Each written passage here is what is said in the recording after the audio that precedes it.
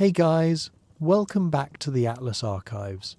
Tonight we're talking about Morocco, and I need to tell you something right up front. This place makes absolutely no sense as a single country. You've got snow-capped mountains where people ski in the winter. You've got Atlantic beaches where people surf year-round. You've got sections of the Sahara Desert so remote and hostile that humans basically gave up on living there. And you've got all of this crammed into a space roughly the size of California. Oh, and Morocco controls about 75% of the world's known phosphate reserves, which is the kind of geological lottery win that makes other countries deeply, deeply jealous. So if you're settling in for the night, dim the lights, get comfortable, and drop a comment letting me know where you're listening from. And if you haven't subscribed yet, do that now, because we're covering every country on Earth and you're going to want to come along for the ride. Alright, let's talk about why Morocco's geography basically wrote its entire history before humans even showed up. Chapter 1. The landscape that launched 1,000 invasions. If you want to understand Morocco, start with a map.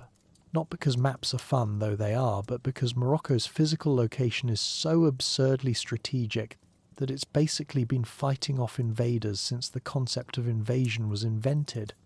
Picture this. You're standing in Tangier, on the northern coast, looking across the Strait of Gibraltar. Europe is 14 kilometers away. On a clear day, you can literally see Spain from Africa. You are standing at the place where the Mediterranean Sea meets the Atlantic Ocean, where Europe meets Africa, where about a dozen different civilizations decided they absolutely had to control this exact spot or die trying. Morocco isn't just in northwestern Africa. It's the northwestern corner of Africa, the hinge point between continents, and that geographical reality has shaped every single thing that's happened here for the past 3,000 years. The country itself is roughly 446,000 square kilometers, which makes it slightly smaller than Spain and slightly larger than California, if California had 4 completely different climate zones and a split personality disorder. You've got coastline on 2 seas, the Mediterranean up north and the Atlantic, sweeping down the western edge for about 1,900 kilometers. That's a lot of beach. That's also a lot of potential invasion points, which will become relevant roughly every 100 years for the rest of this script. But it's not the coasts that define Morocco's geography. It's the mountains. Specifically, it's the Atlas Mountains, which run through the country like a massive stone spine and divide the entire place into the part where humans can live comfortably and the part where humans can technically survive if they're very determined and possibly insane. The Atlas Mountains are actually 3 separate ranges that decided to show up to the same party. You've got the Rif Mountains in the north, running parallel to the Mediterranean coast, steep and rugged and historically perfect for hiding from whatever government is currently trying to tax you. Then you've got the Middle Atlas in the central region, which is high enough to get snow in winter but not so high that people abandon the idea of building towns there. And then you've got the High Atlas, which is exactly what it sounds like. The highest, most dramatic, most why would anyone try to cross this range of the bunch. The High Atlas contains Mount Toubkal, which at 4,167 meters is the tallest peak in North Africa. It's snow-capped year-round. You can ski there. In Africa, while the desert bakes 50 kilometers to the south, geography is wild. These mountains aren't just scenic, they're a massive geological barrier that splits Morocco into fundamentally different worlds. If you're on the northwestern side of the Atlas, you're in Mediterranean and Atlantic climate zones, mild winters, hot summers, enough rainfall to grow crops, coastal breezes, the kind of weather where you can wear the same jacket year-round and be mostly fine. If you're on the southeastern side of the Atlas, you're in the Sahara Desert, where the temperature can hit 50 degrees Celsius in summer, drop to freezing at night, and rain is a theoretical concept that happens to other people. The mountains create a rain shadow effect, so dramatic that you can stand on a peak in the high Atlas, look northwest and see green river valleys, then turn around and see an ocean of sand stretching to infinity. It's like someone built a climate wall and forgot to make it subtle. This division between the fertile northwest and the desert southeast created a political and cultural split that lasted for centuries. Moroccans even had names for it. There was the Bled el Makhzen, which translates to land of government, the areas where the Sultan's authority actually functioned and tax collectors could operate without getting immediately murdered. And then there was the Bled es Siba, the land of dissidents, which was mostly the mountain and desert regions where central authority was a polite fiction and local tribes did whatever they wanted. The geography made it impossible to govern the whole country as a single unified entity, which is a problem that plagued Moroccan rulers for about 1,000 years and arguably still causes headaches today. You can't rule what you can't reach, and if reaching a place requires crossing a mountain range in winter or marching an army through a desert, your governance options are limited. Let's talk about water, because in a country that's partially desert, water is everything. Morocco has rivers, but they're not the Nile, they're not the Congo. They're modest, seasonal, and occasionally disappointing. The longest river is the Draa, which starts in the high Atlas and flows southeast toward the Sahara, where it mostly gives up and disappears into the sand like it realized it made a terrible mistake. The Moulay drains north into the Mediterranean. The Cebu and the Omer Erbia flow west into the Atlantic and are genuinely useful for irrigation and agriculture, which made the areas around them extremely valuable real estate for basically all of history. In the south, you don't get rivers so much as wadis, dry riverbeds that fill with water for a few weeks, a year after rain, then spend the rest of the year being aggressively useless. If you were a farmer in southern Morocco, your relationship with water was mostly prayer-based. But here's where Morocco got lucky, geologically speaking. Beneath the ground, mostly in the western and central regions, are some of the largest phosphate deposits on Earth. We're talking about 75% of the world's known reserves. Phosphate is used in fertilizers, which means it's used in agriculture, which means it's absurdly valuable and every country on the planet needs it. Morocco didn't just win the geographic lottery by being positioned between Europe and Africa. It also won the mineral lottery by sitting on top of a resource that makes other nations jealous enough to be annoying about it. The phosphate industry is one of the main reasons modern Morocco has any economic leverage at all, and it's entirely because a bunch of ancient marine organisms died in shallow seas millions of years ago and turned into economically useful rocks. Thanks, ancient marine organisms. The coastal plains, particularly along the Atlantic, are where most of Morocco's agriculture happens. The soil is fertile, the rainfall is decent. The climate is temperate enough that you can grow wheat, barley, citrus fruits, olives and vegetables without sacrificing your firstborn to the weather gods. The area around Casablanca, Rabat, and the northern plains has been feeding people for thousands of years, and it's one of the main reasons this region became the population and political centre of the country. People go where the food is. It's not complicated.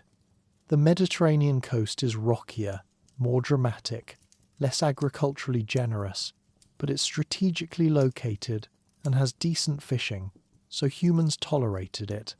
The Atlantic coast has long sandy beaches, major ports, and a fishing industry that's been operating since people figured out that the ocean contains edible things.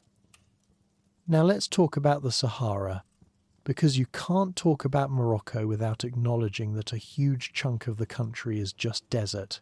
Unambiguous, unforgiving, you will die if you don't know what you're doing desert. The Moroccan Sahara starts south of the Atlas Mountains and stretches down into what is currently, and this is politically contested, Western Sahara, a whole separate geopolitical mess we'll get to later. The desert isn't completely empty. There are oases, which are basically pockets of life sustained by underground springs or rivers that haven't dried up yet. The Dra Valley and the Tafilalt Oasis were historically crucial for trans-Saharan trade because they were the only places where caravans could reliably stop, rest, and not die of thirst. If you were moving gold, salt, or enslaved people across the Sahara, and people were definitely doing all three, these oases were your lifeline. The Sahara also contains the Erg, which are massive sand dune fields that look like screensavers but are genuinely hostile to human life. Erg Chebi and Erg Chigaga are the big ones in Morocco, and they're the kind of landscape where you look around and think, yep, no one is surviving here without camels and a detailed knowledge of navigation. The desert was never heavily populated, but it was economically critical because it connected Morocco to sub-Saharan Africa. Trade routes ran through it, empires were built on controlling it, and the people who knew how to survive in it, mostly Berber and later Arab tribes, held enormous power because they were the only ones who could move goods and people across it safely. If you controlled the desert routes, you controlled the economy. Geography, once again, is destiny. There's also the argan tree, which deserves a mention because it only grows in southwestern Morocco and nowhere else on Earth.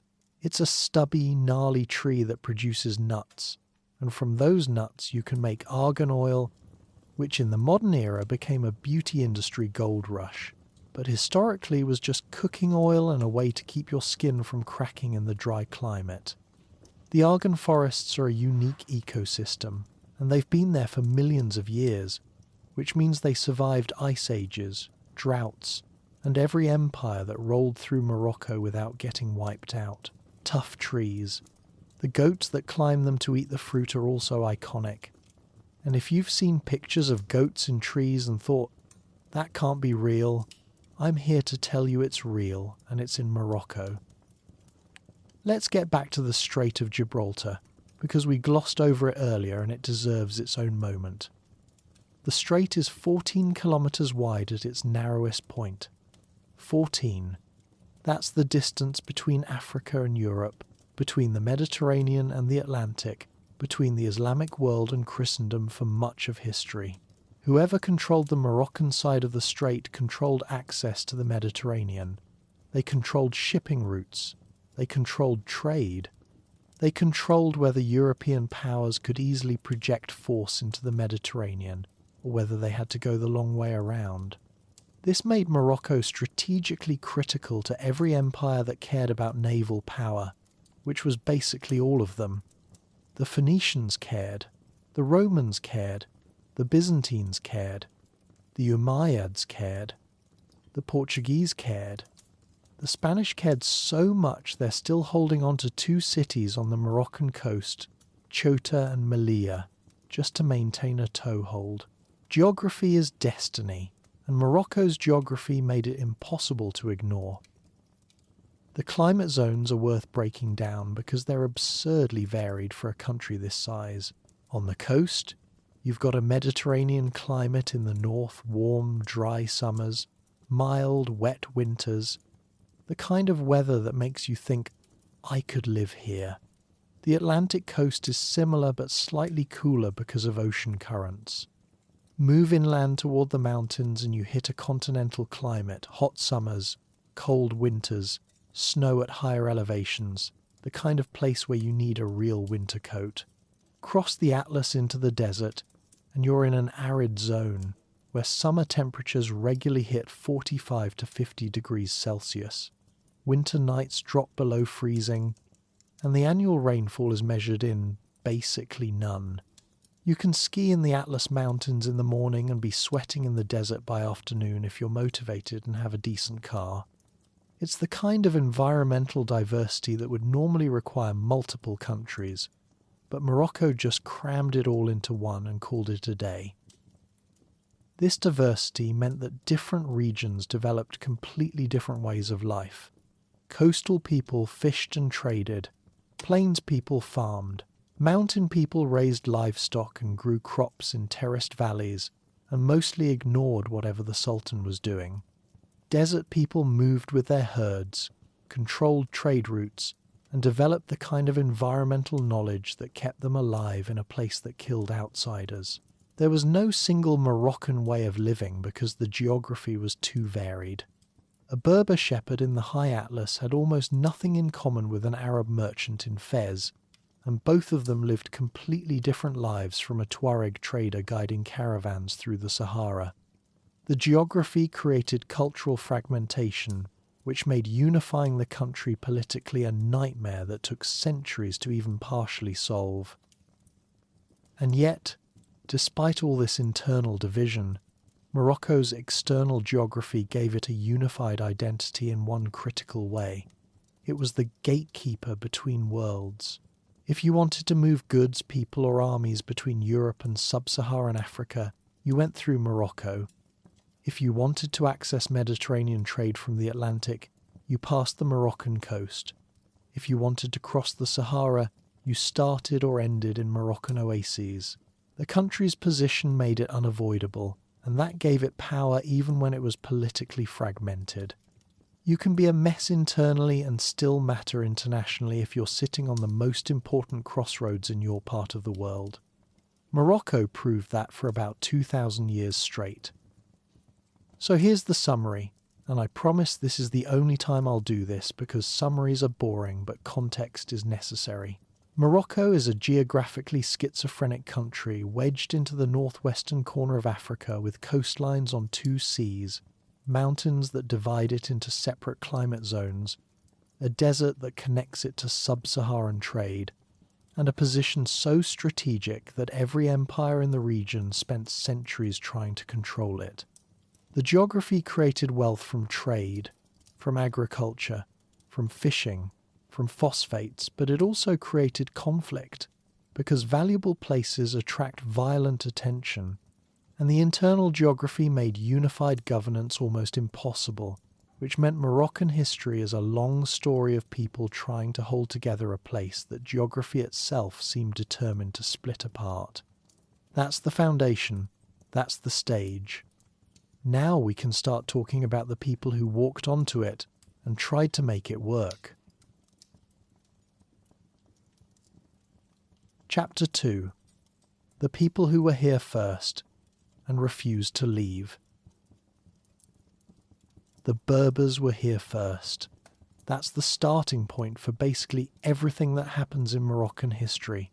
Before the Phoenicians showed up with their trading ships, before the Romans arrived with their roads and their terrible administrative boundaries, before the Arabs brought Islam, before the French brought colonialism and extremely confident opinions about how to run other people's countries, the Berbers were already here.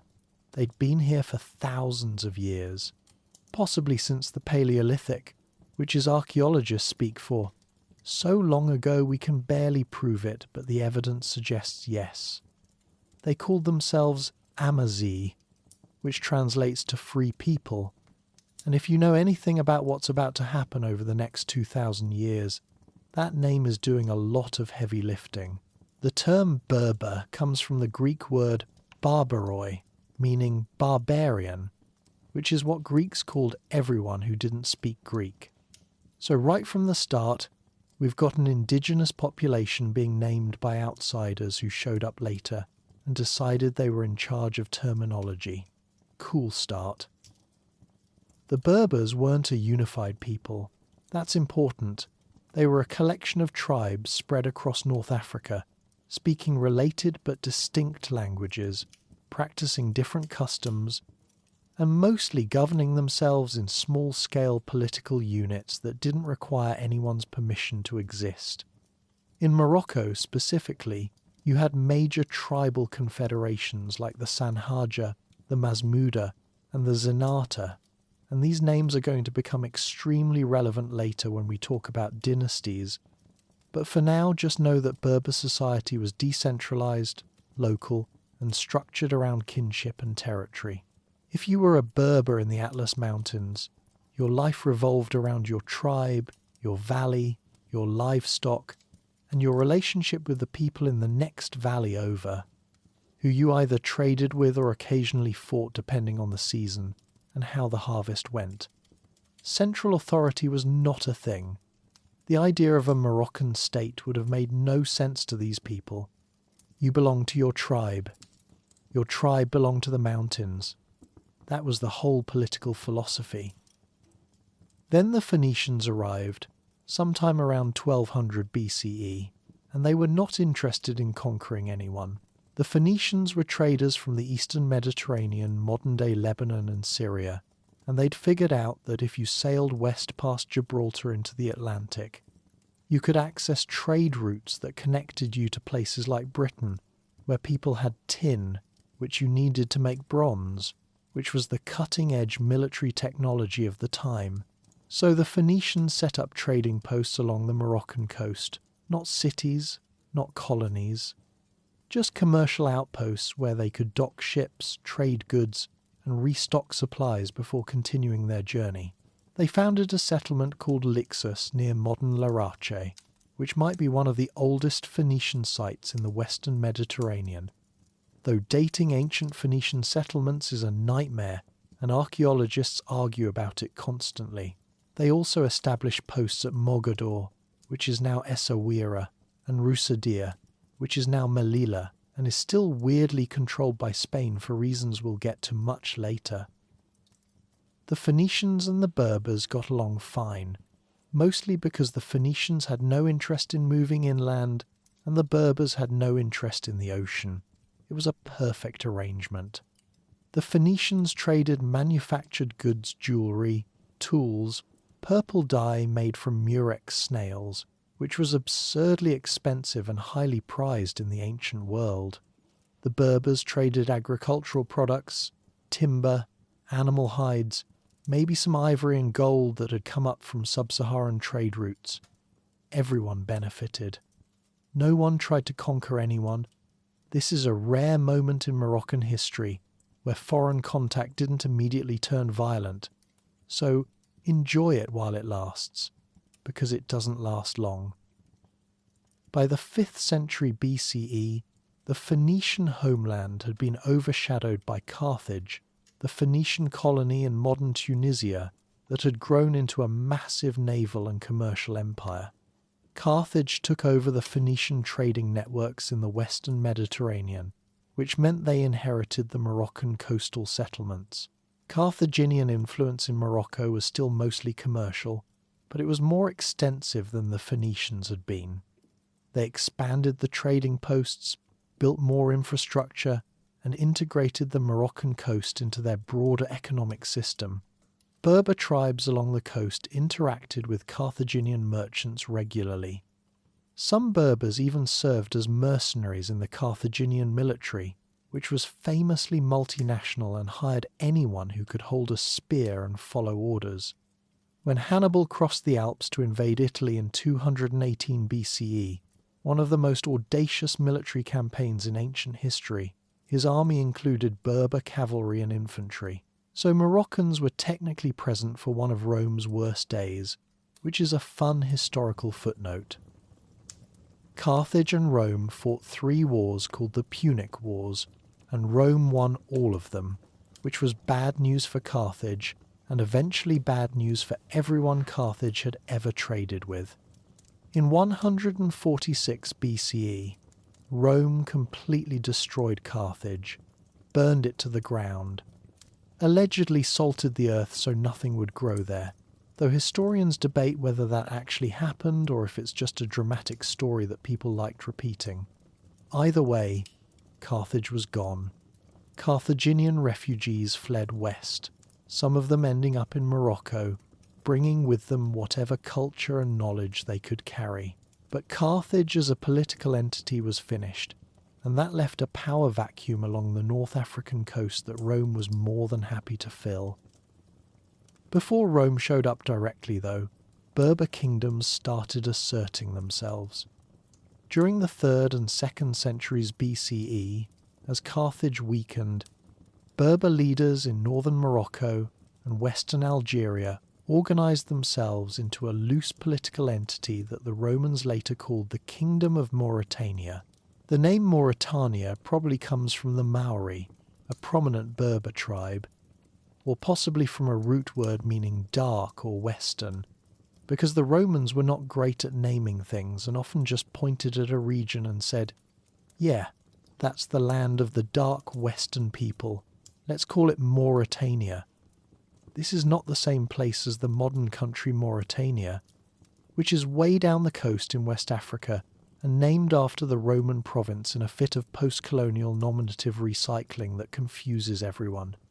Different place, different time, same confusing name. Thanks, history. The Kingdom of Mauritania was not a centralized state. It was more like a confederation of Berber tribes who agreed to cooperate under a common leadership when it was useful and ignored that leadership when it wasn't. The king's authority was strongest near the coast and in the northern plains, and basically non-existent in the Atlas Mountains and the desert, where tribes continued governing themselves and doing whatever they wanted. This pattern coastal government, interior autonomy is going to repeat for the next 2,000 years. Geography wins.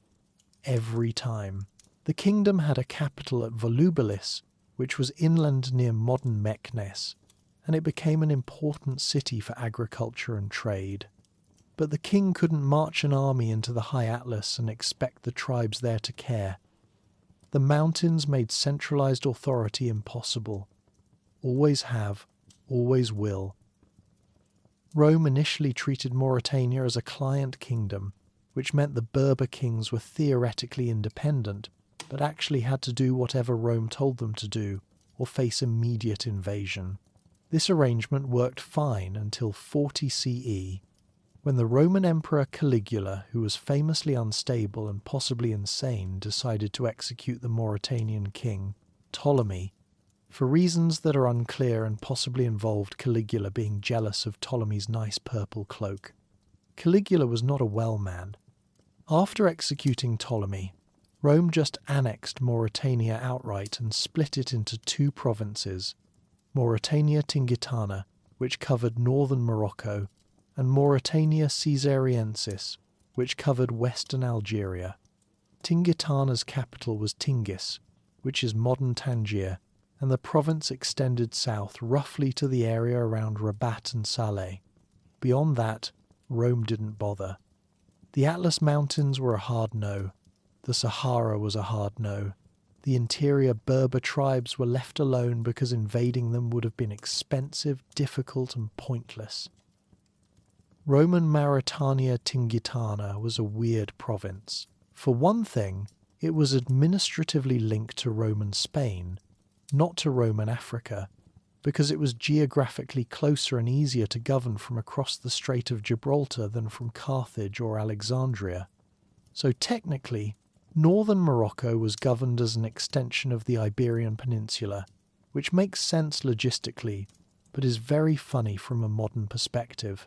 The Romans built roads, aqueducts, bathhouses, forums, all the standard Roman infrastructure that they built everywhere they went, because they were constitutionally incapable of visiting a place without putting up a stone building and calling it civilization.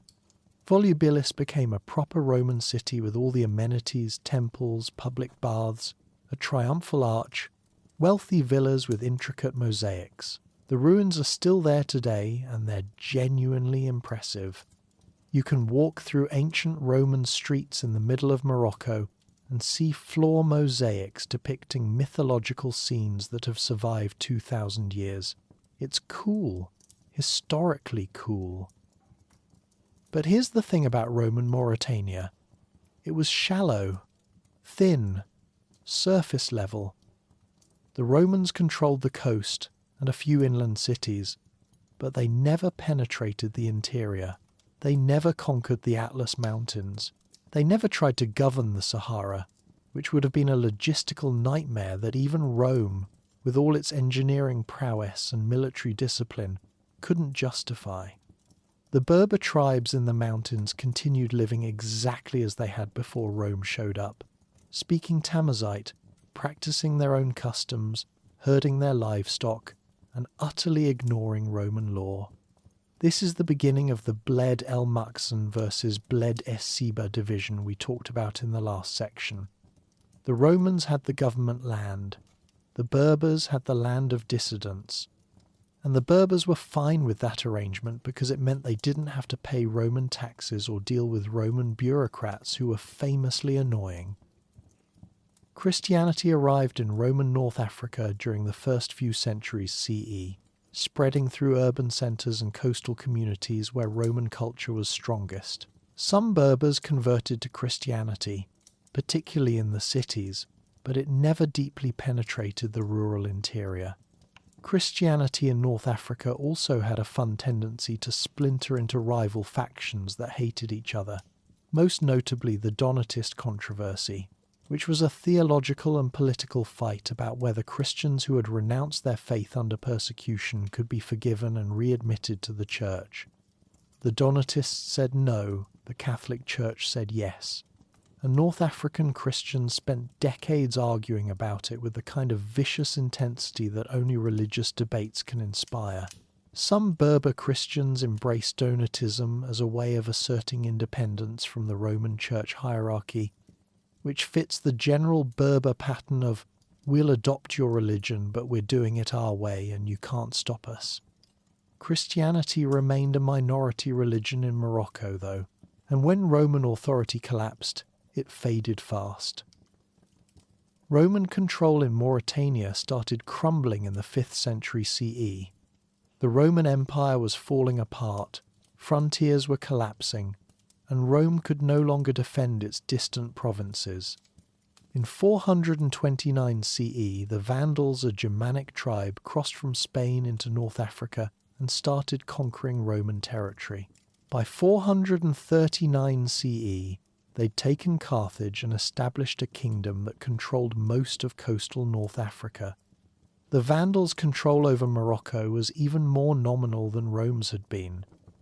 They held a few coastal cities maybe, but they didn't have the resources or the interest to govern the interior. Mostly they just left the Berber tribes alone and hired Berber mercenaries when they needed military help, which was the smart move because trying to conquer the Atlas Mountains would have been a fantastic way to waste an army.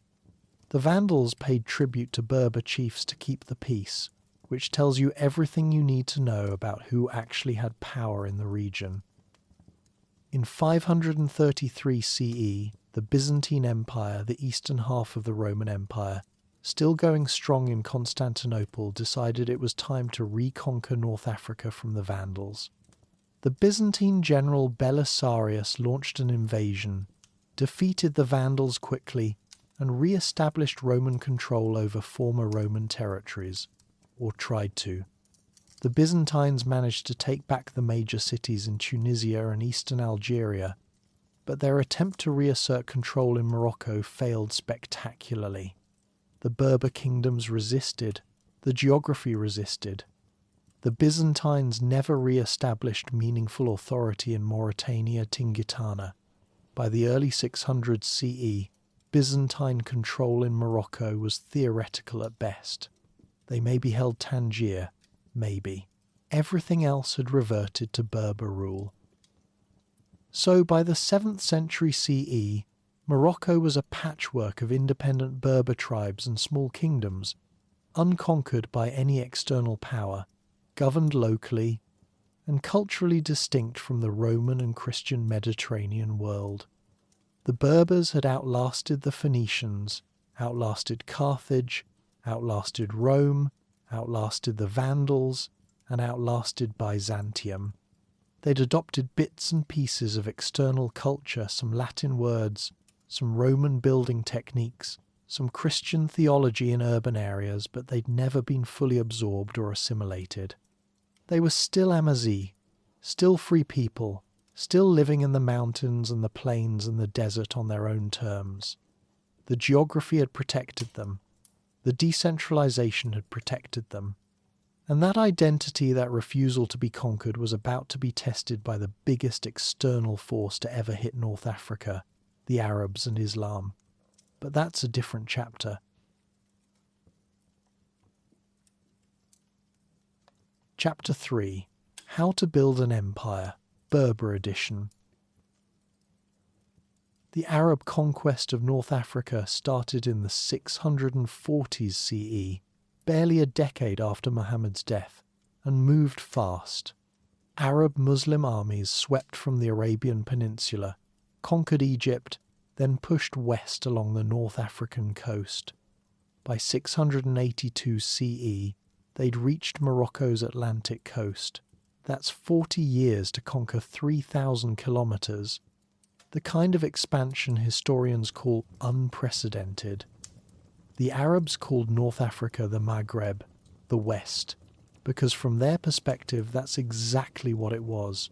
And Morocco, being the westernmost part, became Maghreb al-Aqsa, the far west. The Berbers did not welcome the Arabs. Why would they? They'd spent 6 centuries successfully resisting Roman, Vandal and Byzantine conquest, and now new outsiders showed up demanding submission and taxes. The initial Arab invasions were brutal. General Uqba ibn Nafi's approach was, submit or we'll burn your settlements and enslave your people. This did not endear him to locals. Uqba allegedly rode his horse into the Atlantic and declared he'd reached the world's end and would conquer further if any land remained. In 683, Berber forces ambushed and killed him in the Orez Mountains. But here's the thing. The Berbers resisted the Arab conquest, but they adopted Islam, and they did it fast.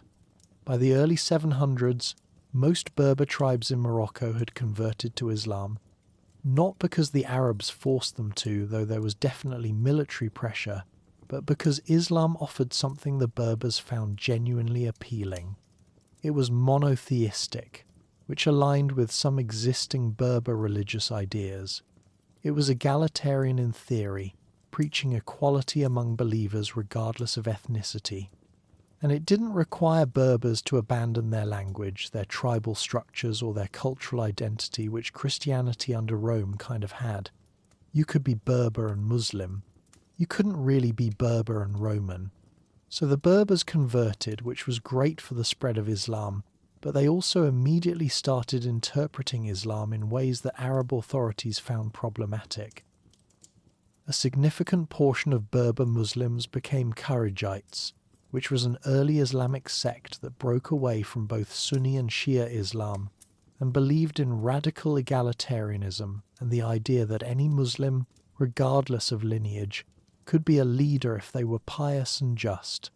This appealed to Berbers because it rejected the Arab aristocratic model and said, actually, tribal affiliation and ethnicity don't matter.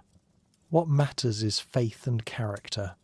The Kharijite movement became a vehicle for Berber resistance to Arab political dominance, which meant that by the early 700s, you had a situation where Morocco was technically part of the Islamic world, but Berber Kharijites were in open rebellion against the Arab Umayyad Caliphate, which was based in Damascus and very much did not appreciate the theological dissent.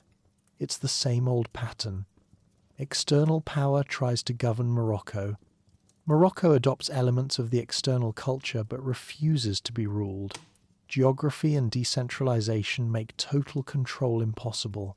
Repeat forever. The Umayyad Caliphate eventually established nominal control over Morocco, governing through appointed governors based in cities like Tangier and later Fez. But their authority was shaky and constantly contested. Berber tribes in the interior did whatever they wanted, which was mostly continuing their traditional way of life with an Islamic veneer. The Umayyads taxed Morocco when they could enforce it, and ignored Morocco when they couldn't, which was often. This tenuous situation lasted until 788, when a guy named Idris ibn Abdallah showed up and changed everything by founding Morocco's first proper Islamic dynasty. And he did it completely by accident. Idris was a descendant of the Prophet Muhammad through his grandson Hassan, which made him a Sharif, someone with direct lineage to the Prophet. This was a huge deal in Islamic society and gave him automatic religious legitimacy. Idris had been living in the Abbasid Caliphate, the dynasty that replaced the Umayyads, and in 786 he backed the wrong side in a failed revolt against the Abbasid Caliph. The revolt was crushed, and Idris fled for his life. He ran west, all the way across North Africa, until he reached Morocco, which was far enough from Baghdad that the Abbasids couldn't easily reach him, and fragmented enough that he could disappear. Idris ended up in the region around Volubilis, where he was welcomed by the Araba Berber tribe, who saw an opportunity. Here was a guy with impeccable Islamic credentials, direct descent from the Prophet, and no political base. Perfect. The Araba declared him their imam and leader. Idris suddenly had an army.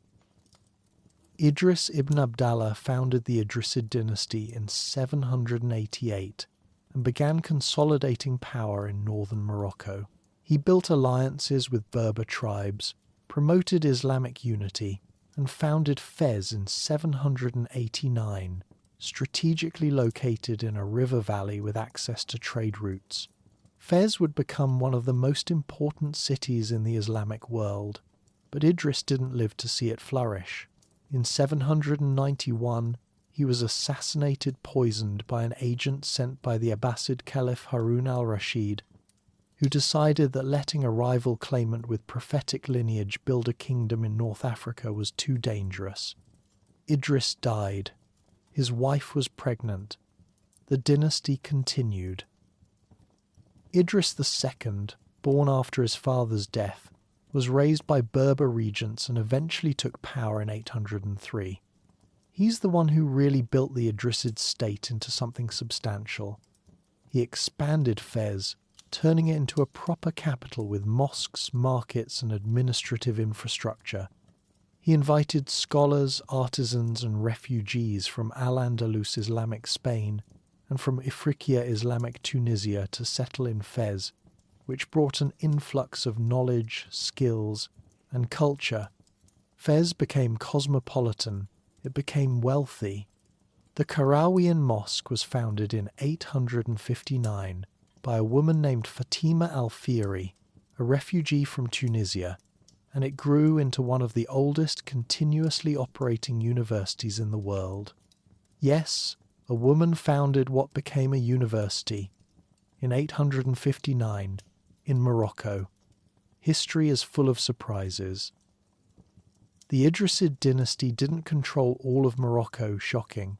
I know, but they controlled the north and parts of the Central Plains, which was more unified political authority than Morocco had seen in centuries.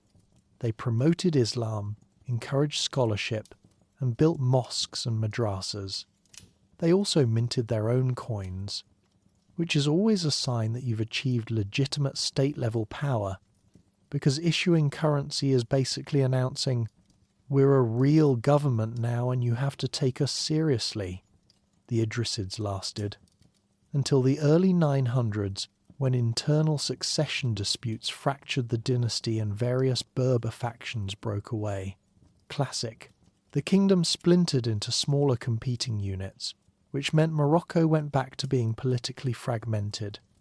But the Idrisids had established something crucial: the idea that Morocco could be an independent Islamic state, not just a peripheral province of a distant caliphate. That precedent mattered. While Morocco was doing its Idrisid thing, the broader Islamic world was shifting. The Umayyad Caliphate in Al-Andalus Islamic Spain was thriving as an independent power. The Abbasid Caliphate in Baghdad was slowly losing control of its western territories, and a new power was rising in the central Maghreb, the Fatimid Caliphate, a Shia dynasty that claimed descent from the Prophet through his daughter Fatima and wanted to overthrow the Abbasids and unite the entire Islamic world under Shia rule. The Fatimids started in Ifriqiya, modern Tunisia, in 909, and they had big plans. They eventually conquered Egypt and moved their capital to Cairo, but before they did that, they spent the 900s trying to control the western Maghreb, which included Morocco. They sent armies. They installed governors. They tried to enforce Fatimid authority. Morocco resisted, because of course it did. The Fatimids never fully controlled Morocco, but their presence destabilized the region and contributed to the collapse of Idrisid authority. By the mid-900s, Morocco was a chaotic mess of competing tribes and petty kingdoms. Cities like Fez and Sijil Massa mattered, but they didn't control the countryside. Berber tribes controlled the countryside. This fragmentation lasted about a century, and during that time, Morocco became economically crucial because of trans-Saharan trade. Gold from West Africa was moving north across the Sahara in caravans, and those caravans passed through Morocco to reach Mediterranean and European markets. Whoever controlled Moroccan cities like Sijil Massa controlled access to West African gold, which made them extremely wealthy. Enter the Almoravids. The Almoravid movement started in the early 1000s among the Sanhaja Berber tribes of the Western Sahara, in what's now Mauritania and southern Morocco. It began as a religious reform movement led by a preacher named Abdallah ibn Yassin, who was invited by Sanhaja chiefs to teach them a stricter, more orthodox version of Islam. Ibn Yassin was not subtle. He built a fortified monastery called a Raibat in the desert, gathered followers, and started preaching that most Muslims in the region had strayed from true Islam and needed to be corrected, violently if necessary. His followers became known as the Al-Murabitun, meaning people of the Ribat, which got Latinized into Almoravids. They were Berbers. They were zealots. They were extremely good at fighting in the desert, and they had a vision of creating a unified Islamic state that stretched from Senegal to Spain. So that's what they did. The Almoravids exploded out of the Sahara in the mid-1000s under military commander Yusuf ibn Tashfin, who was one of the most effective conquerors in Moroccan history. Yusuf and his forces moved north, conquering southern Morocco and taking control of trans-Saharan trade routes. By 1062, they'd founded Marrakesh as their new capital, strategically located at the northern edge of the desert. Marrakesh grew fast. Within decades, it was one of the great cities of the Islamic world. The Almoravids conquered all of northwest Africa, uniting the Maghreb under a single authority for the first time in centuries. Then they crossed into Spain and conquered most of Al-Andalus, creating an empire from the Senegal River to the Ebro River in Spain. Not bad for a reform movement that started in a desert monastery. Yusuf ibn Tashfin ruled until 1106 and held his empire together through military strength and religious legitimacy. The Almoravids promoted strict Maliki Islam. They banned alcohol, music, and anything they considered un-Islamic, which made them popular with religious conservatives and unpopular with everyone else. They built mosques and infrastructure. They minted gold dinars using West African gold, which became standard currency across the Western Mediterranean. But they ruled through force and religious intimidation, which meant that when their military power weakened, people rebelled. And people definitely rebelled. By the early 1100s, the Almoravid Empire was facing problems. Their armies were overstretched. Their religious rigidity had alienated large portions of the population. And a new religious movement had started in the Atlas Mountains that accused the Almoravids of betraying true Islam and becoming too worldly and corrupt. This new movement was called the Almohads, and they were about to do to the Almoravids exactly what the Almoravids had done to everyone else: conquer them in the name of religious purity and take over the empire. The Almohads were led by a Berber theologian named Ibn Tumart from the Masmuda tribal confederation, who claimed to be the Mahdi, the divinely guided redeemer of Islam, and preached a puritanical, uncompromising version of Islamic theology that made the Almoravids look moderate by comparison. Ibn Tumart died in 1130, but his successor, Abd al-Mumin, was a brilliant military commander who turned the Almohad movement into a conquering force. The Almohads launched a rebellion in the Atlas Mountains in the 1120s and spent the next 2 decades dismantling the Almoravid Empire. They took Marrakesh in 1147. They conquered all of Morocco, then the Maghreb, then Al-Andalus. By 1170, the Almohad Empire controlled the same territory the Almoravids had, except they were more centralized, more ideologically rigid, and more architecturally ambitious. The Almohads built some of the most iconic structures in Moroccan and Spanish Islamic architecture. The Koutoubia Mosque in Marrakesh, the Hassan Tower in Rabat, the Giralda in Seville. These weren't just religious buildings, they were statements of power. The Almohad period, from roughly 1150 to 1250, was the peak of Moroccan power in the medieval period. The empire was vast. The economy boomed from trans-Saharan gold, Mediterranean trade and agriculture. Marrakesh and Fez thrived. Scholarship flourished. The philosopher Averroes lived and worked under Almohad patronage, writing commentaries on Aristotle that influenced European medieval philosophy. Jewish communities contributed to commerce and intellectual life. The Almohads were religiously intolerant in theory but pragmatic in practice. The empire seemed unstoppable. Then it started falling apart. The Almohads' downfall began in 1212 at the Battle of Las Navas de Tolosa in Spain, where a coalition of Christian kingdoms defeated the Almohad army decisively. It was a catastrophic loss. The Almohads never fully recovered. Christian forces in Spain started reconquering territory, city by city, pushing the Muslims south. Meanwhile, back in Morocco, the Almohad central authority was weakening. Regional governors started asserting independence. Berber tribes stopped paying taxes. The empire fragmented. By the 1240s, the Almohad state had collapsed into a collection of successor kingdoms.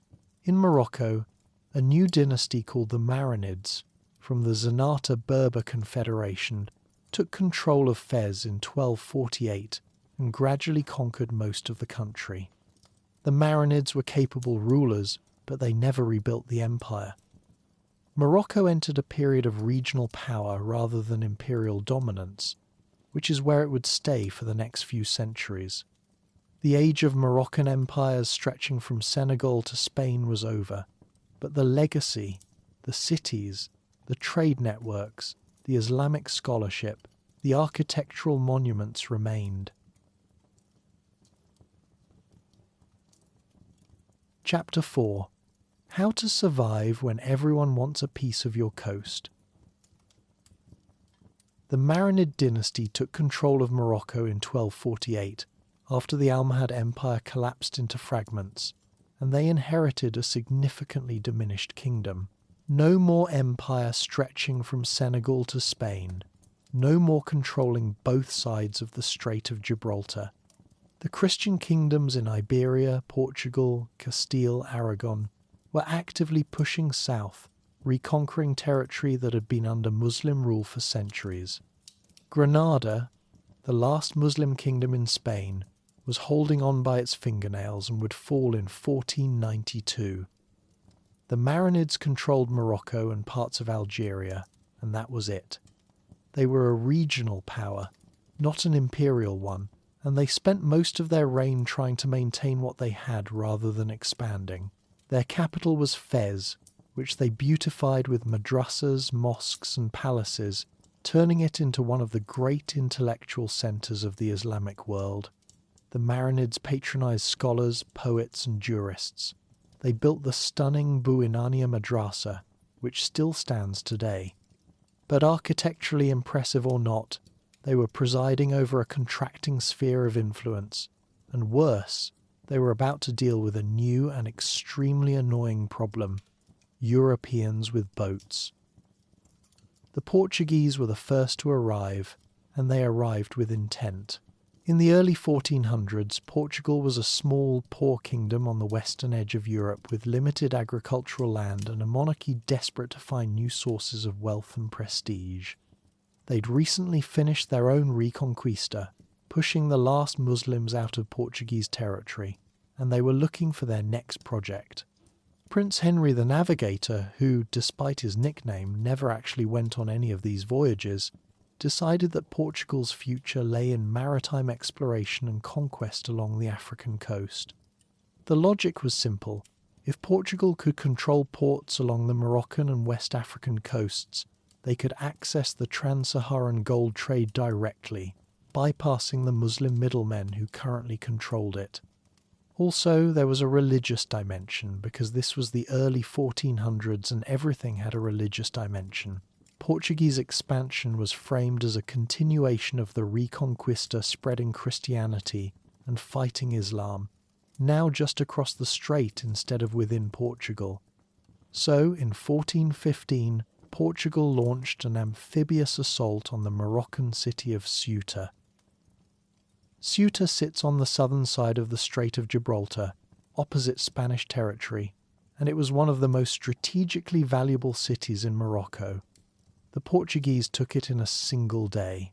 The Marinid defenders were completely unprepared for a large-scale naval invasion and basically collapsed. Portugal now controlled a foothold in North Africa, which they held on to for the next 200 years, and which Spain eventually inherited and still holds today, which is wild if you think about it. A European country controlling a city on the African continent because of a military adventure in 1415. Geography and history are weird. After Ceuta, the Portuguese kept going. They took Casar es Segre in 1458, Arcila in 1471, Tangier in 1471, Essaouira and Agadir on the Atlantic coast. By the late 1400s, Portugal controlled a string of fortified coastal cities in Morocco, using them as bases for further exploration down the African coast and as staging points for accessing West African trade. The Marinids were humiliated and powerless to stop it. Their military was no match for Portuguese naval power and artillery. Their authority was already weak in the interior, where Berber tribes ignored them, and now they couldn't even defend the coast. The Marinid dynasty effectively collapsed by the mid-1400s, replaced by the Wattasid dynasty in 1472, which was really just another branch of the same Zenata Berber confederation but with slightly more competent leadership. The Wattasids tried to organize resistance to the Portuguese, but they faced the same problems the Marinids had: fragmented authority, tribal independence, limited resources, and the fact that Morocco's decentralized political structure made unified military action almost impossible. Different regions acted independently. Coastal cities sometimes negotiated separately with the Portuguese. Interior tribes focused on their own concerns. It was a mess, and while Morocco was dealing with Portuguese incursions on the coast, the broader Mediterranean world was being reshaped by the rise of the Ottoman Empire. The Ottomans had conquered Constantinople in 1453, effectively ending the Byzantine Empire, and were expanding aggressively across the Middle East, North Africa, and southeastern Europe. By the early 1500s, they controlled Egypt, the Levant, the Arabian Peninsula, and were moving west across North Africa. They took Algiers in 1517. Tunis came under Ottoman influence. Tripoli fell. The Ottomans were building a Mediterranean empire, and Morocco was watching nervously because it was unclear whether the Ottomans would stop at the Moroccan border or just keep going. Morocco had two options: submit to Ottoman authority and become a provincial backwater in a vast empire, or resist and maintain independence. The Ottomans sent envoys suggesting that Morocco acknowledge Ottoman suzerainty. Morocco, being Morocco, said no. This decision to remain independent while the rest of North Africa fell under Ottoman control is one of the most consequential in Moroccan history. It meant Morocco would develop differently from Algeria, Tunisia, Libya, and Egypt. It meant Morocco remained its own political entity. But it also meant Morocco was isolated, facing European pressure without Ottoman military support. The Wattasids were not up to the task of defending Moroccan independence. They were weak, unpopular, and losing territory to both the Portuguese and to internal rivals. Enter the Saadians, a family from the Draa Valley in southern Morocco who claimed descent from the Prophet Muhammad, which gave them religious legitimacy, and who had built a power base in the south by controlling trans-Saharan trade routes. The Saadians positioned themselves as defenders of Islam against Portuguese aggression, which was excellent branding, and they started organizing military resistance. In 1541, they recaptured Agadir from the Portuguese, which was a huge symbolic victory and announced that someone in Morocco was finally capable of pushing back. The Saadians gained popular support. They built alliances with Berber tribes, and in 1554 they conquered Marrakesh and overthrew the Wattasids, establishing the Saadian dynasty. The Saadians spent the next few decades consolidating power and kicking the Portuguese out of Morocco. They retook Agadir, Essaouira, and other coastal positions. By the late 1500s, Portuguese control in Morocco had been reduced to Ceuta, Tangier, and Mazagan modern El Jadida, which they clung to but couldn't expand from. The Saadian sultans were effective rulers. They rebuilt Morocco's economy by controlling trans-Saharan trade, taxing merchants, and exporting sugar, which they cultivated in the fertile Suez Valley, using irrigation techniques and enslaved labour. Moroccan sugar was exported to Europe, generating significant revenue. The Saadians also maintained diplomatic and commercial relations with European powers, England, France, the Dutch, playing them off against Spain and Portugal. Queen Elizabeth I of England corresponded with Saadian Sultan Ahmad al-Mansur, discussing trade deals and a proposed military alliance against Catholic Spain. It never came to fruition, but the fact that it was discussed shows Morocco was navigating European power politics pragmatically. Ahmad al-Mansur, who ruled from 1578 to 1603, is probably the most successful Saadian sultan.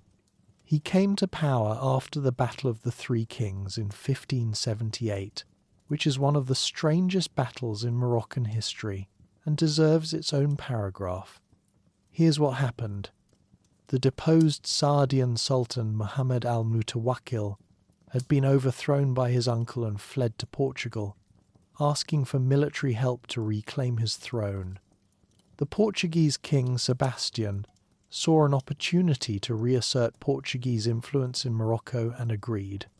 Sebastian assembled an army and invaded Morocco in 1578. The reigning Saadian Sultan, Abd al-Malik, mobilized Moroccan forces to meet the invasion. The two armies clashed near Qasr el-Kebir. During the battle, 3 kings died. Sebastian was killed in combat, Muhammad al-Mutawakkil drowned fleeing the battlefield, and Abd al-Malik died of illness while commanding his forces. It was an absolute disaster for Portugal. Their king was dead, their army was destroyed, and they had to pay enormous ransoms to get their captured nobles back. Portugal went bankrupt and was eventually absorbed into a dynastic union with Spain. Morocco, meanwhile, got a new sultan, Ahmad al-Mansur, Abd al-Malik's brother, who inherited a kingdom flush with ransom money and a military victory that cemented Saadian legitimacy. Ahmad al-Mansur used the wealth to rebuild Morocco's infrastructure, patronize arts and scholarship, and fund an ambitious military campaign. In 1591, He sent an army across the Sahara Desert to invade the Songhai Empire in West Africa, one of the wealthiest states in sub-Saharan Africa, controlling goldfields and trans-Saharan trade routes. The Moroccan army, equipped with firearms which the Songhai lacked, defeated Songhai forces at the Battle of Tondibi and occupied Timbuktu and Gao. Morocco now controlled, at least nominally, territory stretching from the Mediterranean to the Niger River. It was logistically insane. Maintaining authority over cities 2,000 kilometers across a desert was not sustainable. The occupation turned into a quagmire. Moroccan garrisons in West Africa became isolated, went native, and eventually stopped obeying orders from Morocco. But for a brief period, Morocco was an empire again, and Ahmad al-Mansur earned his title Al-Mansur the Victorious. Ahmad al-Mansur died in 1603, and the Saadian dynasty immediately collapsed into a succession crisis. Multiple claimants fought for the throne. Morocco fragmented into competing regional powers. Marrakesh was controlled by one faction, Fez by another.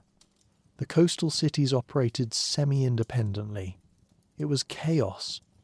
And into this chaos stepped the Alawites, yet another family claiming descent from the Prophet Muhammad, who had been building a power base in the Tafilalt oasis in southeastern Morocco.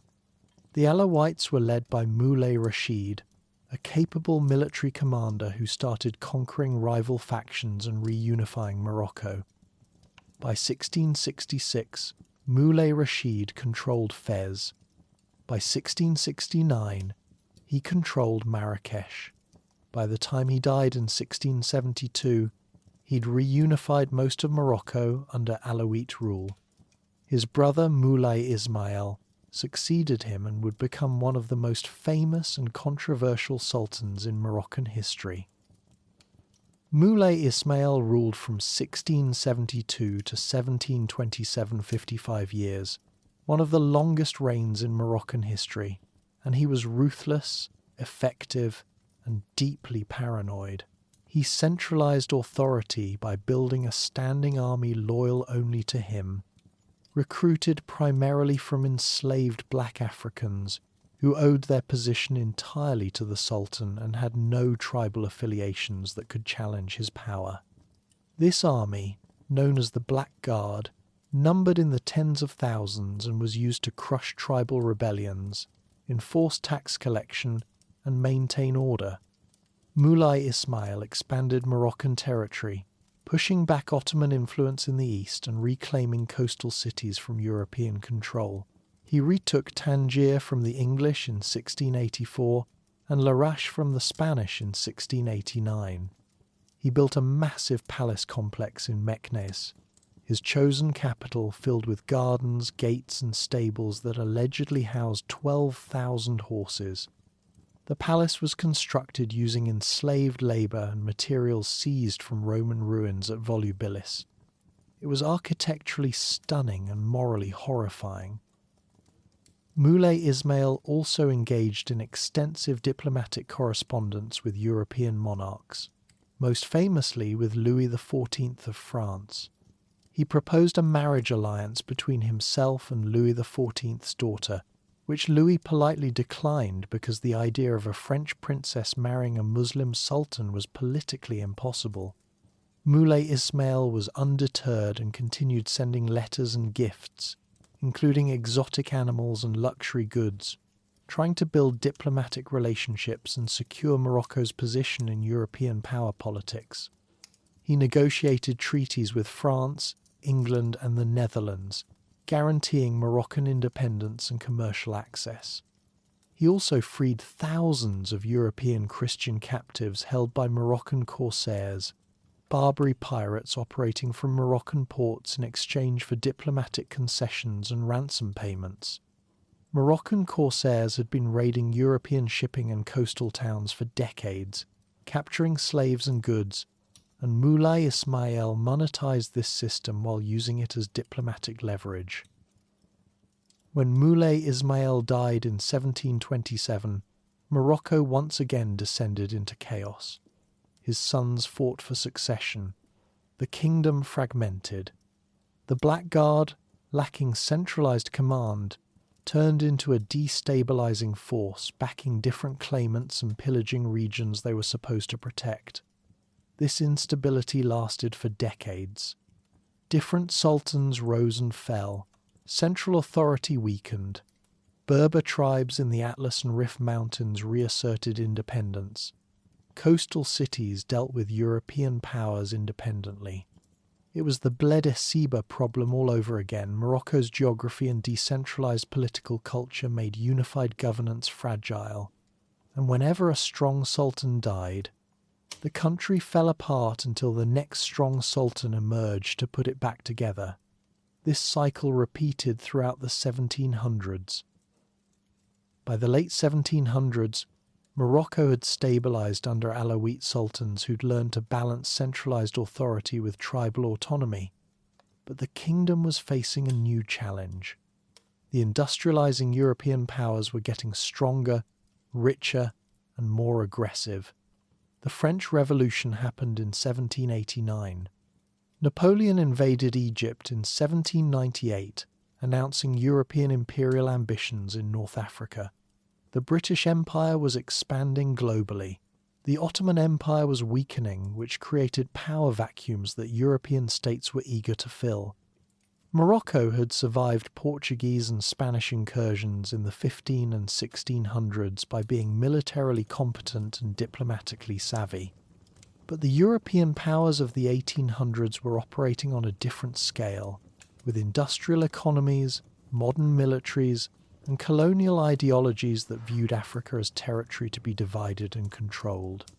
Morocco's independence, maintained for centuries while neighbours fell to Ottomans or Europeans, was about to be tested in ways it had never faced before. The 1900s would not be kind.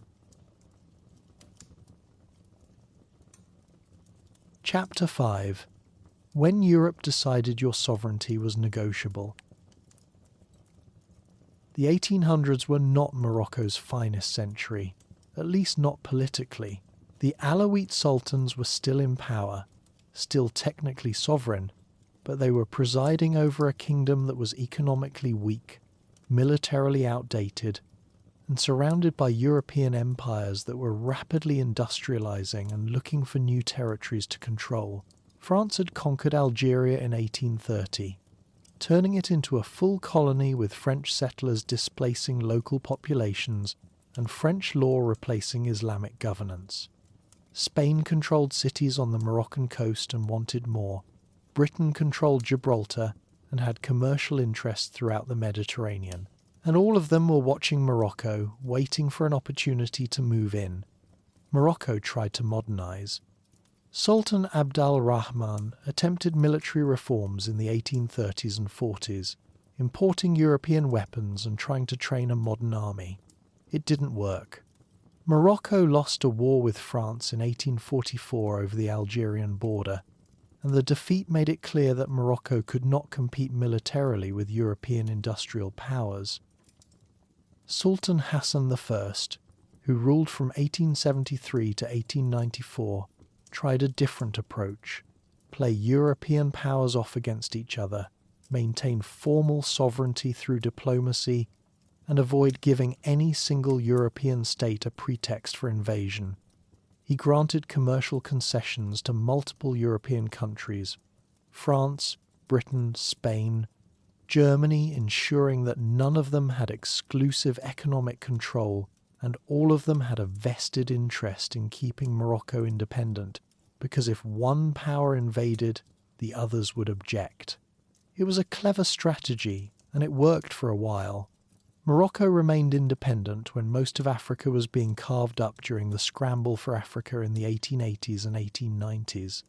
The Berlin Conference of 1884 to 1885, where European powers literally sat around a table and drew borders across Africa without consulting a single African, acknowledged Morocco's special status. Morocco was theoretically off limits, but theoretically is doing a lot of work in that sentence. The problem was that Morocco was broke. The government was in debt to European banks. Tax collection was inconsistent because the Bled es Siba still existed, and large portions of the interior ignored the Sultan's authority. Infrastructure was minimal, the economy was stagnant, and European creditors were circling like vultures offering loans with political strings attached. France, in particular, was aggressively expanding its influence. French companies controlled Moroccan mines. French banks held Moroccan debt. French merchants dominated trade in coastal cities. And France had a strategic interest in Morocco because controlling it would secure France's position in Algeria and give them dominance over the Western Mediterranean. So France started manufacturing pretexts for intervention. When Moroccan tribes on the Algerian border raided French positions, France demanded compensation. When Moroccans resisted French economic demands, France sent gunboats. It was classic colonial pressure. Create instability, offer help, then use that help as justification for takeover. In 1904, Britain and France signed the Entente Cordiale, a diplomatic agreement that basically said France gets Morocco, Britain gets Egypt, and we'll both pretend this is about mutual cooperation and not carving up other people's countries. Spain was brought into the arrangement with promises of a zone of influence in northern Morocco. Germany, which was not included and was annoyed about being left out of Moroccan affairs, objected loudly. Kaiser Wilhelm II visited Tangier in 1905 and gave a speech declaring German support for Moroccan independence, which was not actually about supporting Morocco and entirely about undermining French influence. This triggered the First Moroccan Crisis, a diplomatic standoff that almost led to war between France and Germany. An international conference was held in Algeciras, Spain, in 1906, and the result was that Morocco's independence was formally reaffirmed, but France and Spain were given special rights to police Moroccan ports and manage Moroccan finances. Translation: Morocco was still technically independent, but European powers now controlled its economy and security. That's not independence, that's colonialism, with paperwork. The Moroccan Sultan at the time, Abdelaziz, had tried to modernize and resist European pressure, but he was young, inexperienced, and surrounded by advisors who either had no idea what they were doing or were actively corrupt. He imported European luxury goods, racked up debts, and lost popular support. In 1908, his brother Abdelhafid led a rebellion, deposed him, and took the throne with backing from tribal leaders and religious conservatives who wanted a sultan who would resist European encroachment. Abdelhafid tried. He really did. But the French just increased the pressure.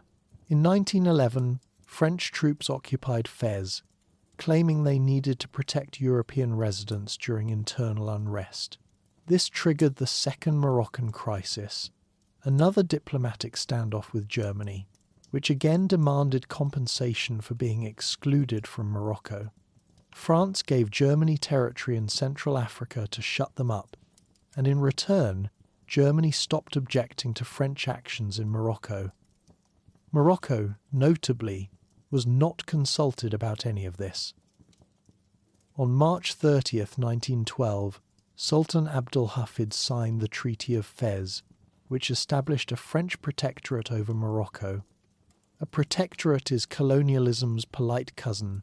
Technically, the Sultan remained in power and Morocco remained a state, but France controlled the military, foreign policy, economy, and administration. The French resident general governed the country. The Sultan was a figurehead. French settlers moved in, took the best agricultural land, and built European-style cities alongside traditional Moroccan ones. Casablanca, Rabat, and other cities were expanded with French colonial architecture, wide boulevards, cafes, administrative buildings creating a jarring split between the Medinas where Moroccans lived and the Villes Nouvelles where Europeans lived. Spain got a protectorate over northern Morocco and the southern desert region because France didn't want Spain to feel left out and potentially cause problems. So Morocco was now divided: French zone, Spanish zone, and Tangier, which was declared an international zone governed by multiple European powers because everyone wanted a peace and no one trusted anyone else. The Moroccans did not accept this quietly. Resistance started immediately. In the Rif Mountains of northern Morocco, Berber tribes refused to submit to Spanish authority.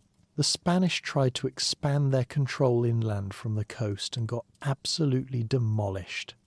Rif tribes, led by a schoolteacher turned military commander named el-Krim, organized a guerrilla war that destroyed Spanish colonial forces. In 1921, at the Battle of Annual, Rif fighters annihilated a Spanish army, killing over 10,000 soldiers in one of the worst colonial defeats in European history. Abd el-Krim didn't stop there.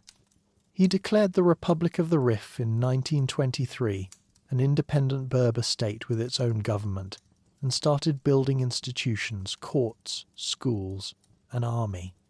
It was the first modern republic in Moroccan history, and it was led by mountain tribes that European powers had dismissed as backward.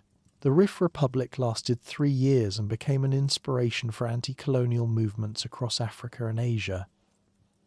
France and Spain were terrified. If the Rif succeeded, it would encourage resistance everywhere. So they did what colonial powers always do when locals won't submit. They sent overwhelming force. In 1925, France and Spain launched a joint military campaign with over 400,000 troops, modern artillery and air support. They bombed Rif villages. They used chemical weapons, specifically mustard gas, against civilian populations. It was brutal, indiscriminate and effective. Abd el-Krim surrendered in 1926 and was exiled. The Rif Republic was crushed. Spain and France reasserted control, but the resistance didn't end. Tribal uprisings continued throughout the 1920s and 30s.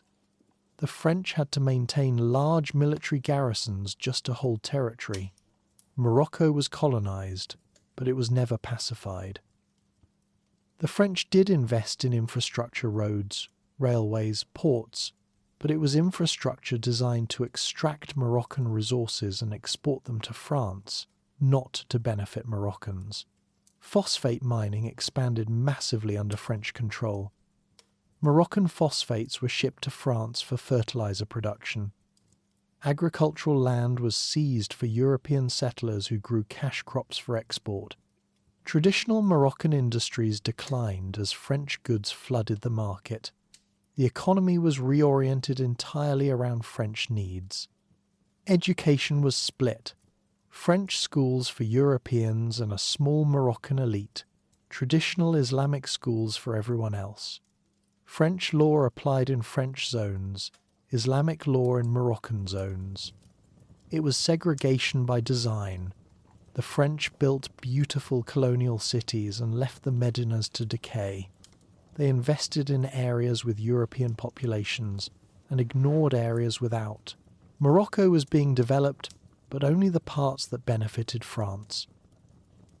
Moroccan nationalism began growing in the 1920s and 30s, particularly among educated urban Moroccans who'd been exposed to European ideas of self-determination and national sovereignty, and thought, wait, why doesn't that apply to us? Nationalist groups formed, demanding reforms, greater Moroccan participation in government, and eventually independence. The Istiqlal Party, founded in 1943, became the dominant nationalist movement. They published a manifesto demanding independence and gathered mass support. The French response was repression. Nationalist leaders were arrested. Protests were violently suppressed. But the movement kept growing because the fundamental injustice of colonialism, foreign powers governing your country for their benefit, was impossible to ignore once you saw it clearly. World War II changed everything. France fell to Nazi Germany in 1940. The French colonial government in Morocco collaborated with the Vichy regime, which was the Nazi puppet government in France, and started implementing anti-Jewish laws. Morocco had a significant Jewish population that had lived there for centuries, and Sultan Mohammed V refused to enforce the anti-Jewish legislation. He protected Moroccan Jews, insisting they were Moroccan citizens under his protection. It was a principled stance that earned him respect domestically and internationally. When the Allies invaded North Africa in 1942, Morocco became a staging ground for operations against Axis forces. In 1943, Franklin D. Roosevelt and Winston Churchill met in Casablanca for a major wartime conference. Roosevelt met with Sultan Mohammed V and reportedly encouraged Moroccan independence, though whether he meant it or was just being polite is debatable. Either way, the Sultan left that meeting convinced that the post-war world would support decolonization. After the war, Morocco expected independence. The Allies had fought against fascism in the name of freedom and self-determination. The Atlantic Charter explicitly mentioned the right of peoples to choose their own government. Surely that applied to Morocco, right? Wrong. France had no intention of giving up Morocco. Morocco was economically valuable, strategically important, and a source of French pride. The French rejected independence demands and cracked down harder on nationalists.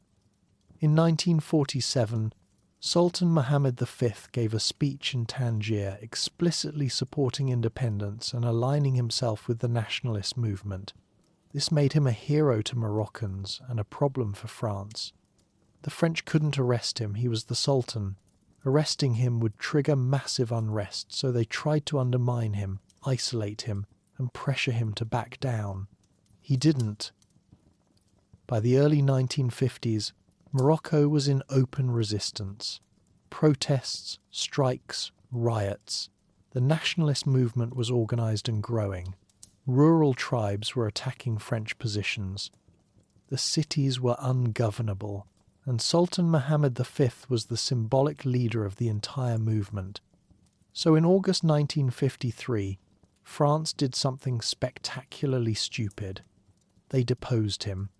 French authorities forced Mohammed V into exile, first to Corsica, then to Madagascar, and installed his elderly uncle, Mohammed ben Arafa, as a puppet sultan.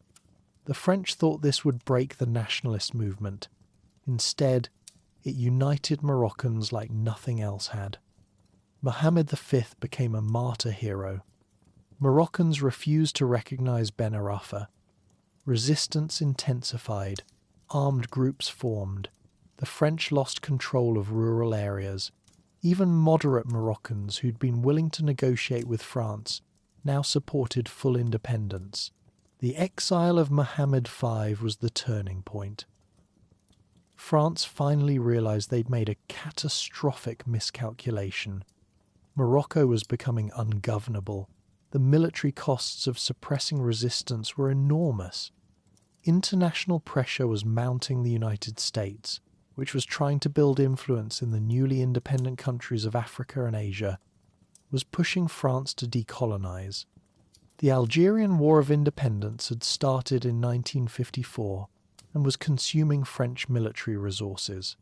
France couldn't fight wars in both Algeria and Morocco simultaneously. So in November 1955, France negotiated Mohammed V's return from exile. He came back to Rabat in triumph. Hundreds of thousands of Moroccans celebrated in the streets. And on March 2nd, 1956, France formally recognized Moroccan independence.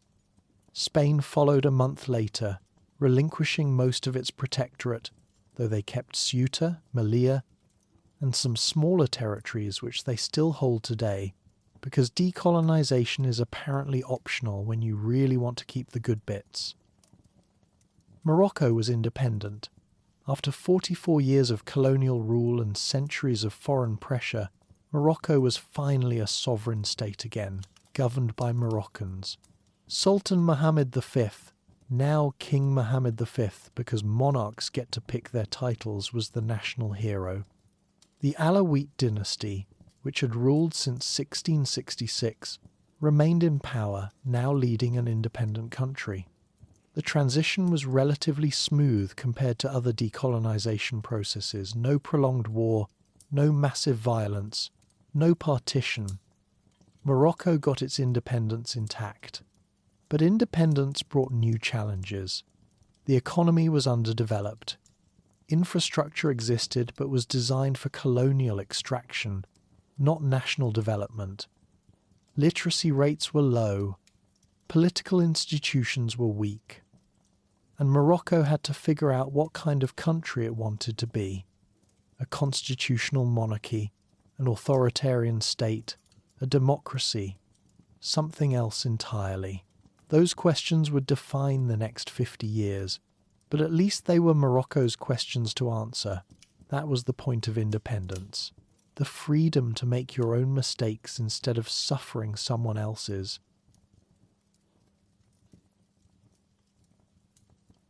Chapter 6. What happens after you finally get your country back? King Mohammed V didn't live long to see independent Morocco develop. He died in 1961, just 5 years after independence, and was succeeded by his son Hassan II, who was 21 years old and about to rule Morocco for the next 38 years. Hassan II's reign would define modern Morocco, for better and significantly for worse. He inherited a country that was optimistic, newly independent, and deeply divided about its future. The Istiqlal Party and other nationalist groups that had fought for independence wanted a constitutional democracy with real political participation. Rural tribes wanted autonomy and respect for traditional structures. Urban elites wanted modernization. The monarchy wanted to maintain power. These were incompatible visions, and Hassan II chose monarchy. In 1962, Morocco adopted a constitution that established a parliamentary system but concentrated real power in the king's hands. The king appointed the prime minister. The king could dissolve parliament. The king controlled the military. It was democracy in appearance, autocracy in practice. Hassan II faced immediate challenges. In 1963, Morocco fought a brief border war with Algeria called the Sand War over disputed territory in the Sahara. Both countries had inherited poorly defined colonial borders, and both claimed the same mineral-rich desert region. Morocco lost. The war ended in a stalemate, and the border issue remained unresolved, poisoning Moroccan-Algerian relations for decades. Hassan also dealt with internal opposition. Political parties that had expected real democracy were disappointed. Leftist movements wanted economic reforms. Islamic groups wanted more religious influence in government. And in 1965, riots broke out in Casablanca over unemployment and economic frustration. Hassan's response was to declare a state of emergency, suspend parliament, and assume direct rule. For the next 5 years, Morocco was an absolute monarchy. Hassan ruled by decree. Political opposition was suppressed. And this set the tone for what came next, the years of lead. The years of lead, les années de plomb in French, which sounds almost poetic until you realize it refers to bullets lasted from the mid-1960s through the early 1990s, and they were Morocco's authoritarian nightmare period. Political dissidents were arrested, tortured, and disappeared. Secret prisons held thousands of people, some for decades, without trial. The security services operated with impunity. If you criticized the monarchy, you risked imprisonment. If you organized politically against the regime, you risked death. Hassan survived 2 military coup attempts, one in 1971 and another in 1972, both of which failed but left him paranoid and ruthless. The first attempt happened during Hassan's birthday party at his palace in Skirat, when military cadets stormed in and started shooting. Hassan survived by hiding.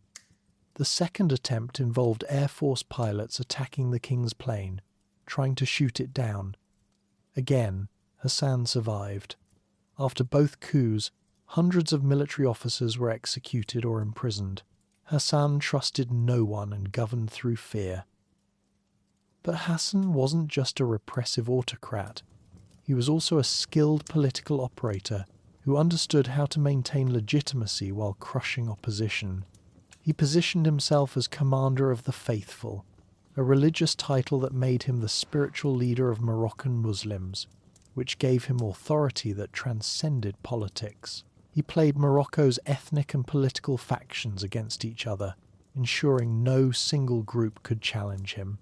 He maintained close relationships with Western powers, particularly France and the United States, who valued Morocco as a stable ally in a turbulent region and conveniently ignored the human rights abuses. And he pursued a nationalist project that would define his legacy and distract from domestic problems: the annexation of Western Sahara. Western Sahara is the territory directly south of Morocco, a big chunk of desert along the Atlantic coast that Spain had colonized in the late 1800s. It's mostly empty, sparsely populated by nomadic Sahrawi people, but it has phosphate deposits and potentially offshore oil, which makes it valuable. Spain had held Western Sahara as a colony for decades, but by the 1970s, Spain was dealing with its own political transition after Franco's dictatorship and was looking to offload its colonial possessions. Morocco claimed Western Sahara based on historical ties and the fact that some Sahrawi tribes had pledged allegiance to Moroccan sultans in the pre-colonial era. Mauritania also claimed it, and the Sahrawi people themselves, through a political movement called the Polisario Front, wanted independence. Spain was supposed to hold a referendum on self-determination.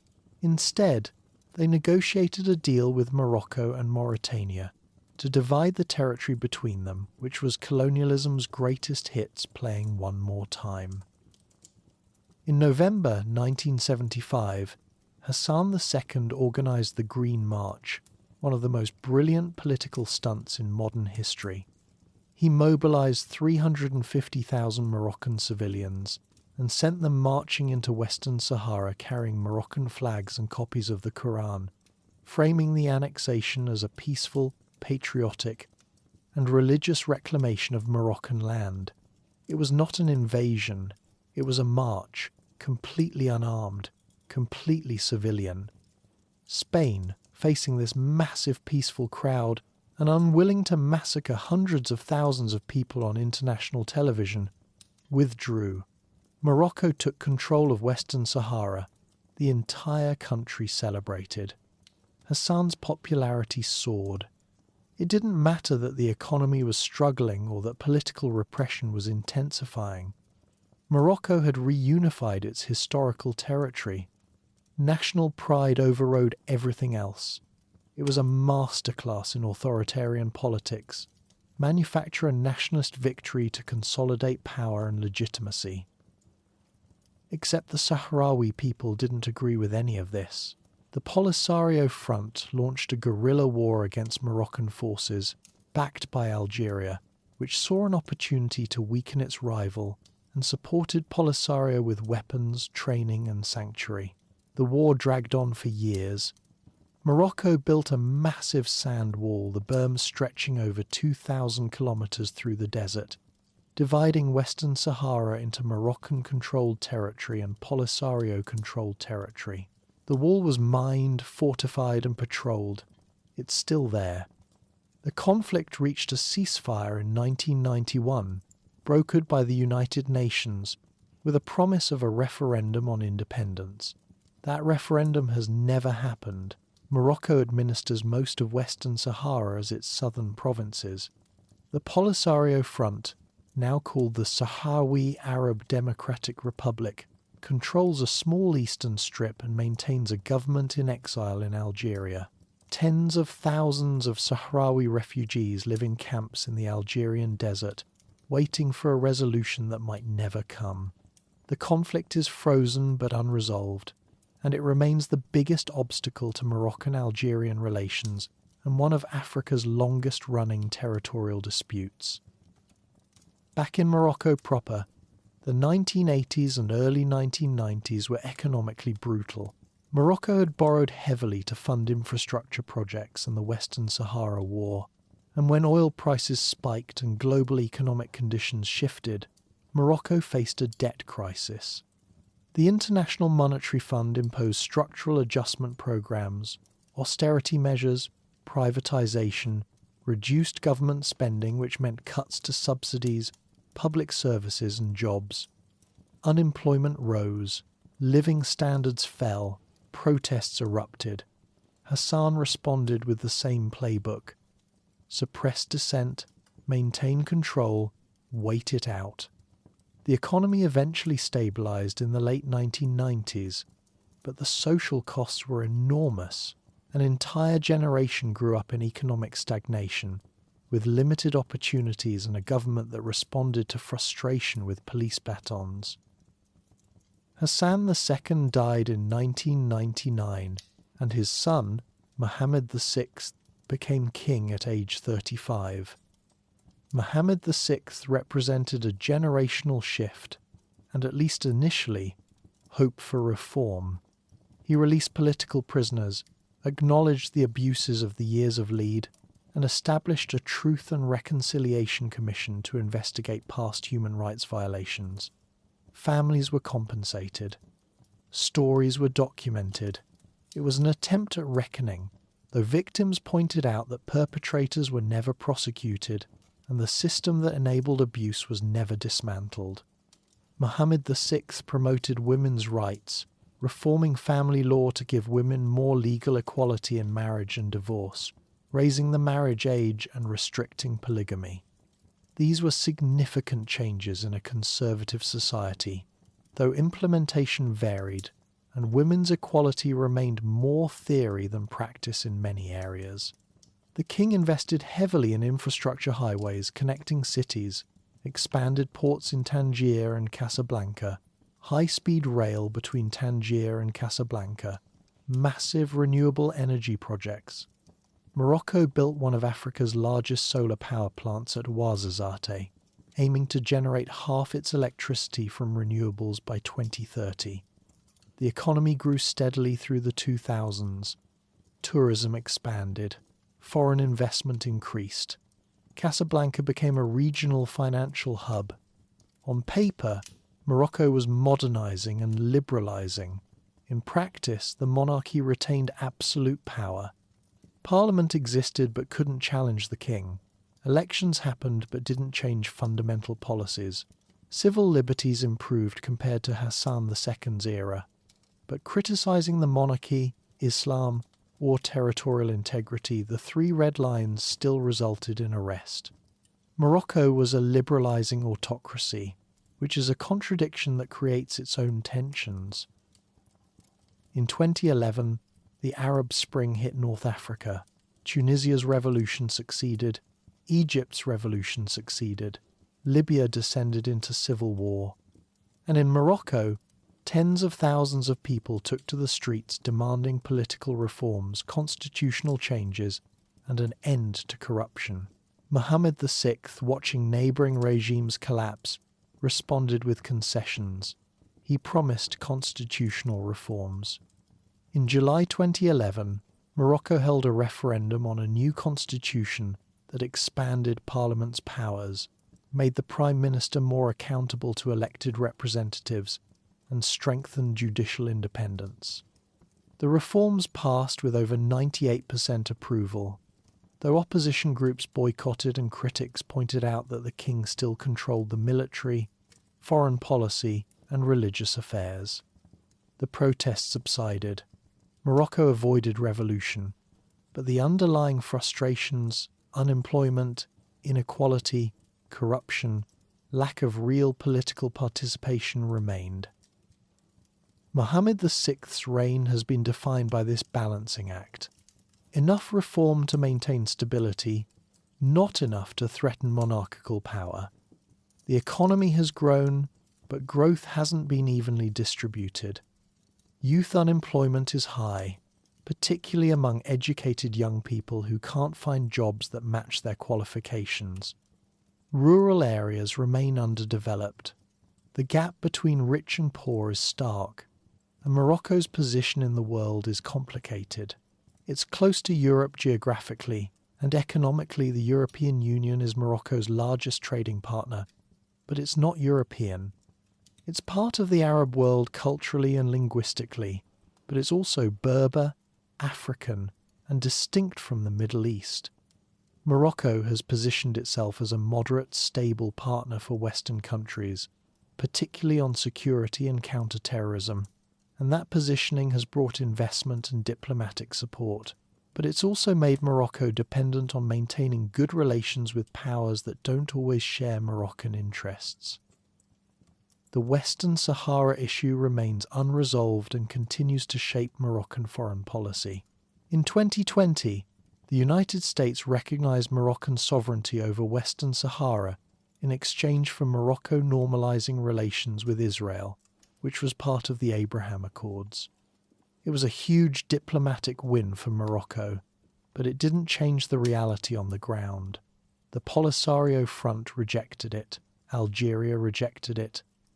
The UN still considers Western Sahara a disputed territory, and Sahrawi refugees are still in camps, still waiting. Morocco has invested heavily in Western Sahara building infrastructure, offering economic incentives for settlement, trying to create facts on the ground that make independence impossible. It's working in the sense that Morocco controls the territory and isn't giving it up. It's not working in the sense that the conflict is nowhere near resolved and continues poisoning regional relationships. Morocco today is a country of contradictions, which honestly is consistent with its entire history. It's a monarchy in an age of democracies. It's economically growing but socially unequal. It's politically stable but not politically free. It's geographically close to Europe but culturally distinct.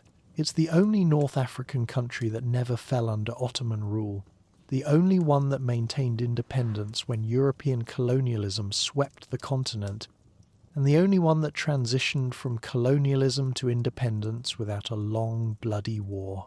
That resilience, that ability to survive external pressure while maintaining a distinct identity, is Morocco's defining characteristic. The geography that made centralized governance difficult also made conquest impossible. The decentralization that prevented unified empires also prevented total subjugation. Morocco bent but never broke. It adapted but never disappeared. It's still here, still navigating between worlds, still figuring out what kind of country it wants to be.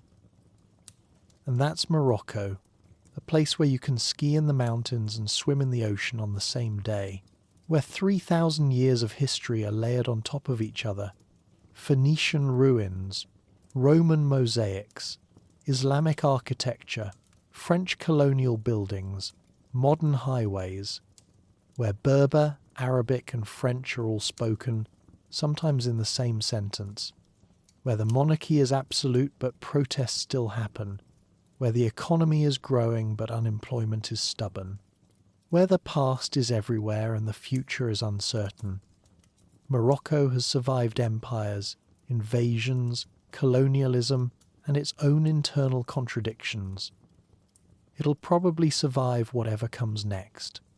It always has. Geography is destiny, but resilience is a choice, and Morocco chose resilience a long time ago. That's the story. That's the country. And if you've made it this far, you're probably asleep by now, which was the whole point.